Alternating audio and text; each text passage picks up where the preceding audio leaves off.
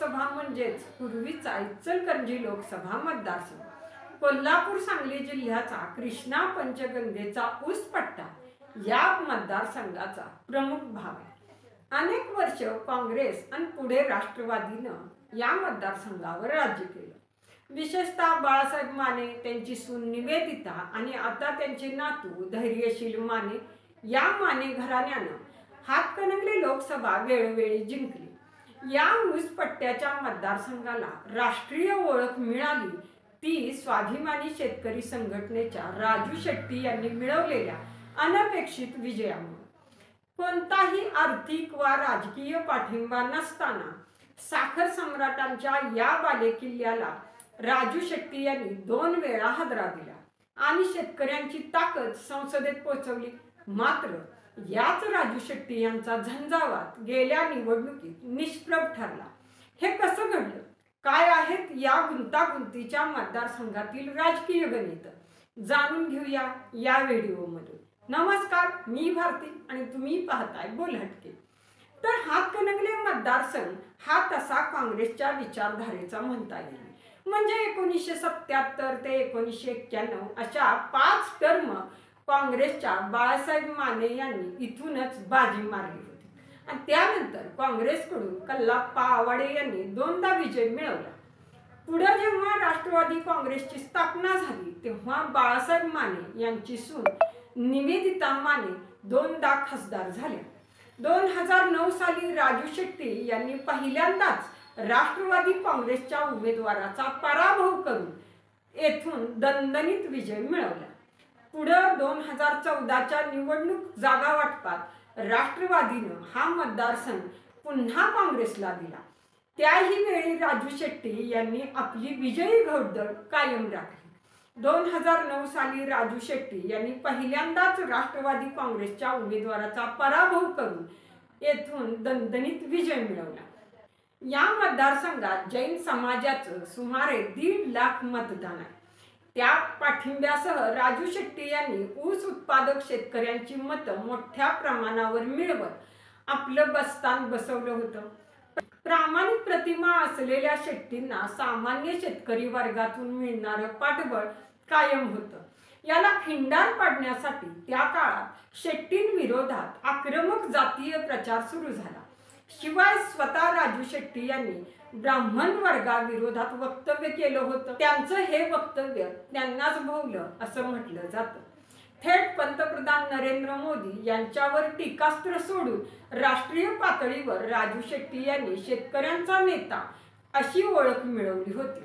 त्यामुळे त्यांना पराभूत करण्यासाठी शिवसेनेबरोबरच भाजपनं सर्व ताकद माने यांच्या पाठीशी उभी केली। राजू शेट्टी यांनी ऊस उत्पादक शेतकऱ्यांच्या प्रश्नासाठी अनेक आंदोलनं केली। त्याचा फटका थेट सरकारला देखील बसला होता। त्या विरोधात धैर्यशील माने हे शेतकरी, तरुण, व्यापारी आणि उद्योजक यांचे मुद्दे घेऊन या रिंगणात उतरले। राजू शेट्टी यांना इचलकरंजीचा पाणी प्रश्न व वस्त्रोद्योगाचा विकास या मुद्द्यावर मतदारांच्या अपेक्षा पूर्ण न केल्यानं माने यांना शहरात लोकप्रियता मिळत गेली। शिवाय सेना प्रमुख उद्धव ठाकरे आणि शिवसैनिकांनी प्रचाराची राळ उठवली। त्याला भाजपचं पाठबळ आणि मराठा मोर्चाची पार्श्वभूमी लाभल्यानं धैर्यशील माने यांनी मैदान मारले। आता राजू शेट्टी स्वबळावर लढणार का? कोल्हापूर लोकसभा हातकणंगले मतदारसंघ हा सध्या शिवसेना शिंदे गटाकडे आहे। 2019च्या निवडणुकीत आघाडीच्या पाठिंब्यावर लढत असलेले राजू शेट्टी यंदा देखील लोकसभा निवडणूक लढवणार आहेत। शेट्टी यांनी इंडिया किंवा महाविकास आघाडीनं आमच्याकडे चर्चेला येऊ नये, आम्ही त्यांच्या दारी जाणार नाही असं म्हटलं होतं आणि नंतर लगेचच 2 दिवसात शेट्टींनी उद्धव ठाकरे यांची भेट घेतली। ही भेट अराजकीय असल्याचं शेट्टी म्हणत असले तरी त्यांचं राजकारण लपून राहिलेलं नाही। शिवसेनेच्या कोट्यातून शेट्टी यांना उमेदवारी देऊन गेल्या वेळच्या चुकीची दुरुस्ती करण्याची रणनीती आहे। त्यामुळे राजू शेट्टी ही निवडणूक महाविकास आघाडीकडून लढवणार का की स्वबळावर लढणार हे स्पष्ट होत नाहीये। उमेदवार शोधण्यासाठी महाआघाडीची इथं कसरत सुरू आहे. एका बाजूला राजू शेट्टी यांचा निर्णय संभ्रम निर्माण करणारा असला तरी दुसऱ्या बाजूला शिवसेनेचे खासदार धैर्यशील माने शिंदे गटासोबत गेल्यानं महाविकास आघाडीकडून उमेदवार शोधण्याची प्रक्रिया सुरू आहे. शरद पवार राष्ट्रवादी काँग्रेसचे प्रदेशाध्यक्ष जयंत पाटील यांची भूमिका इथं महत्त्वाची ठरणार आहे. त्यांचे पुत्र प्रतीक पाटील यांनी पुन्हा मतदारसंघात संपर्क वाढवलाय. ज्यावेळी शरद पवार राष्ट्रीय काँग्रेसच्या लोकसभा मतदारसंघनिहाय आढावा बैठक झाली तेव्हा प्रदेशाध्यक्ष जयंत पाटील यांचे पुत्र प्रतीक पाटील यांना उमेदवारी द्यावी अशी मागणी पदाधिकाऱ्यांनी केली होती. जरी मागणी पदाधिकाऱ्यांनी केली असली तरी जयंत पाटील यांची देखील इच्छा असल्याचं बोललं जातंय.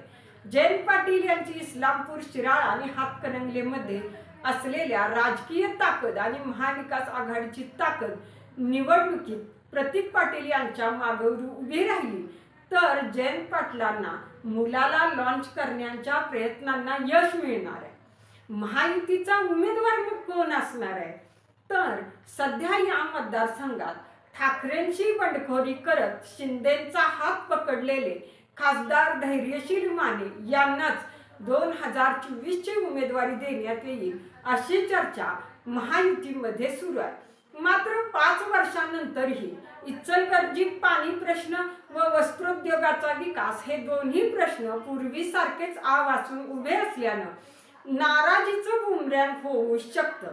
लॉजिस्टिक पार्क शाहूवाडीतील औद्योगिक वसाहतीबाबत कोणती भरीव प्रगती केली हेही माने यांना पटवून द्यावं लागणार आहे. एकीकडे भाजपनं बॅकअप प्लॅन म्हणून महायुतीची ताकद वाढवण्यास सुरुवात केली. भाजपचे प्रदेश उपाध्यक्ष इचलकरंजीचे माजी आमदार सुरेश हळवणकर हे लोकसभेसाठी इच्छुक असल्याची चर्चा आहे. मात्र भाजप हा ऐन वेळेला मोठा धमाका करू शकतो हा आजपर्यंतचा राजकारणाचा इतिहास आहे. सध्याचं चित्र पाहता स्वाभिमानी शेतकरी संघटनेचे नेते राजू शेट्टी यांच्या विरोधात विद्यमान खासदार धैर्यशील माने लढत देणार हे उघड आहे. त्यांच्या बरोबरीनंच राष्ट्रवादी काँग्रेसचे प्रदेशाध्यक्ष जयंत पाटील यांचे पुत्र प्रतीक पाटील, भाजपला पाठिंबा दिलेले अपक्ष आमदार प्रकाश आवाडे यांचे पुत्र राहुल आवाडे, जनसुराज्य शक्ती पक्षाचे आमदार विनय कोरे, शाहूवाडी तालुक्यातून काँग्रेसचे दिवंगत खासदार उदयसिंगराव गायकवाड यांचे नातू, जिल्हा बँकेचे संचालक रणवीर सिंह गायकवाड अशी मातब्बर नावं उमेदवारीसाठी पुढे येत आहेत.